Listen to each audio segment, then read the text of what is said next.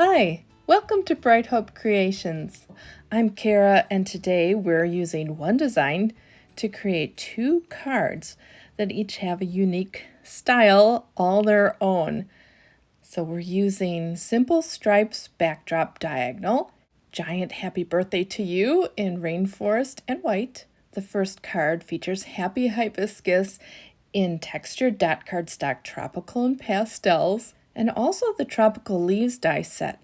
And I'm using Watercolor Wishes 6x6 and 12x12. The coordinating oval die from Giant Birthday Messages, and Lacy Borders, this little one here, in white.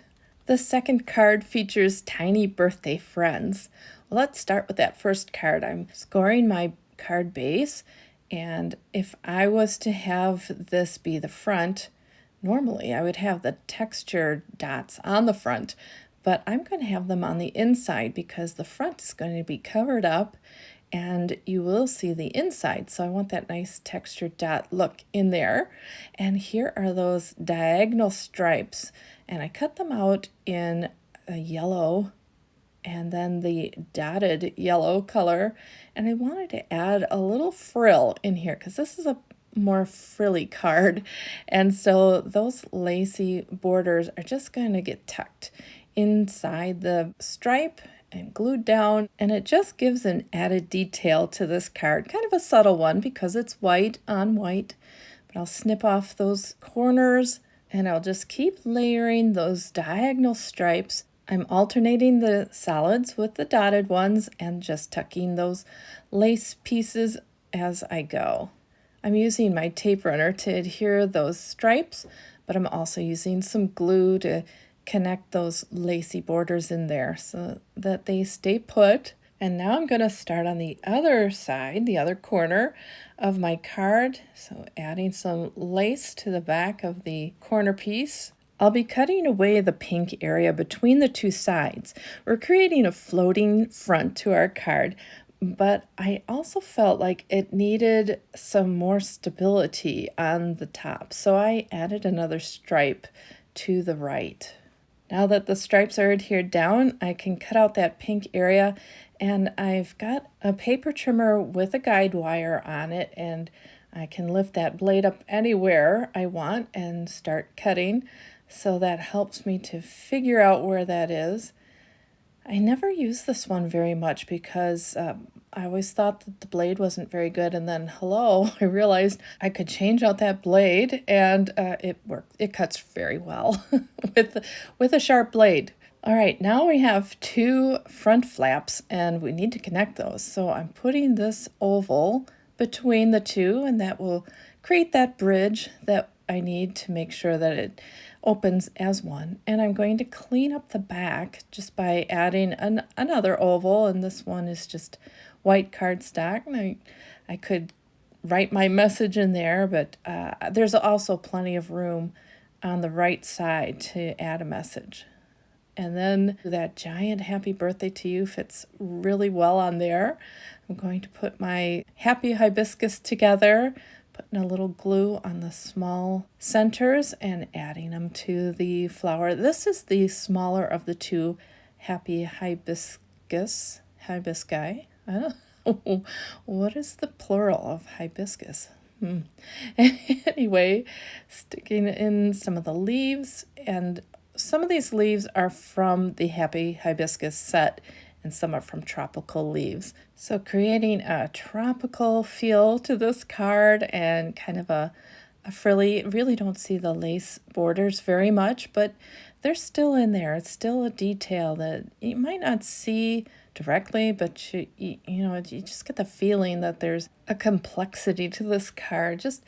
That's what I was going for, just building up those layers, making sure that there was quite a bit of dimension, even though it's still a rather flat card to send in the mail. And this is going to contrast with our second card, which is more of a clean and simple look. So one nice thing is if you're stuck with what we say is you've lost your mojo when it comes to creating cards, take a look at your previous designs, things that you really liked or that you gravitate to, and use that as a springboard to maybe change up the colors or bring out a different style. Like in this case, we're going from a real layered look to a clean and simple look with our second card, but there are many ways that you can use a card design and bring new life to it.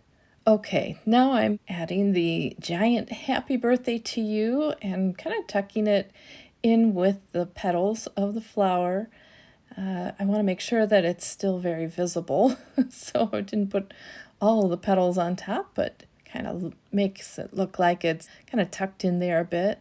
And now I'm taking just a bit of glue on those edges, places that I feel like it needs to be tacked down a little bit better. And this card is all done. Now here's a look at that floating front design, and we are on to the next card. So we're starting with a white card base this time, and we have the same giant happy birthday to you. I'm adding my stripes. Now these stripes are regular cardstock in Lawn Fawn's Peacock and Mermaid. The lighter one is Mermaid, the darker one is Peacock, and then that happy birthday to you is in Rainforest. So these three shades of aqua work really well together. I'm just layering up those stripes and no lacy borders in between, so it's real simple just to get those quickly lined up on my card front. All right, time to trim out that center piece. And I'm putting my guide wire right on that line so that I can cut straight against the stripe. Now you could also trim this with scissors.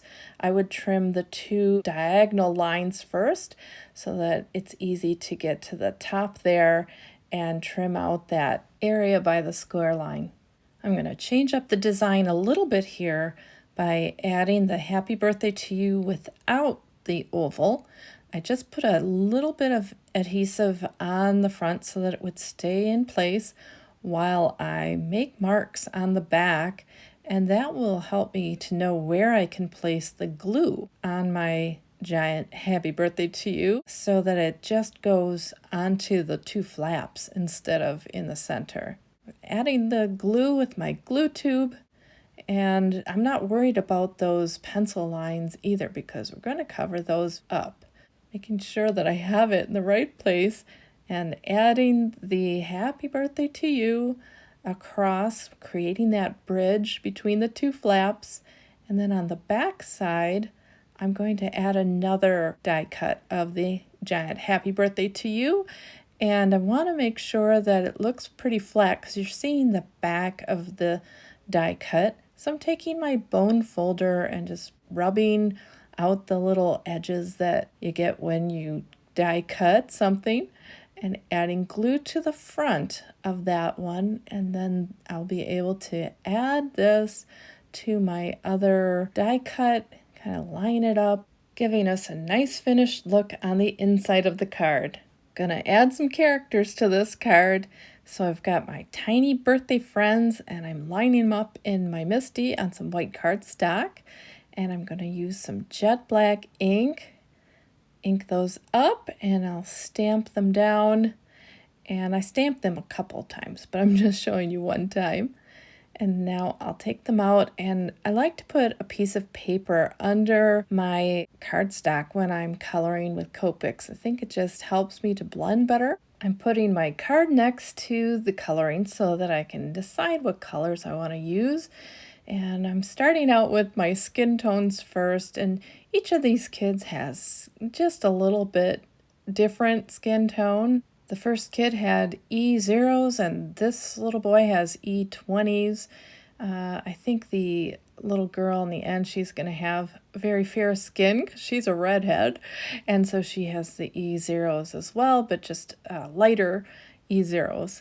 I think it's fun to mix and match these skin tones, even in my own family. I have two teenage daughters, but all three of us have a different color foundation. I mean, nobody has the same colored skin in my house. I think all three of us even use a different brand of makeup trying to find the right color for our skin. I colored the bat in E21 and 23, and now on to this little redhead. She has R12 and R14, and I'll darken that up a little later with an R17 as well. Now that I introduced that color with her hair, I'm going to put that on some of the other characters, but I'm working with this blue-green color. This is the BG11 and 13 to coordinate with the colors on the card. And then I wanted to add in one more color. I wasn't sure at this point what that would be. So I color things that I know first. And once that's finished, I have a pretty good idea where I want to go with a color combination. I'm going to have her shirt be white. A lot of times I forget about these neutrals that I can add with any color combination. But she's going to have a white shirt, and this little boy's going to have a red shirt, so the same colors that are in the red hair.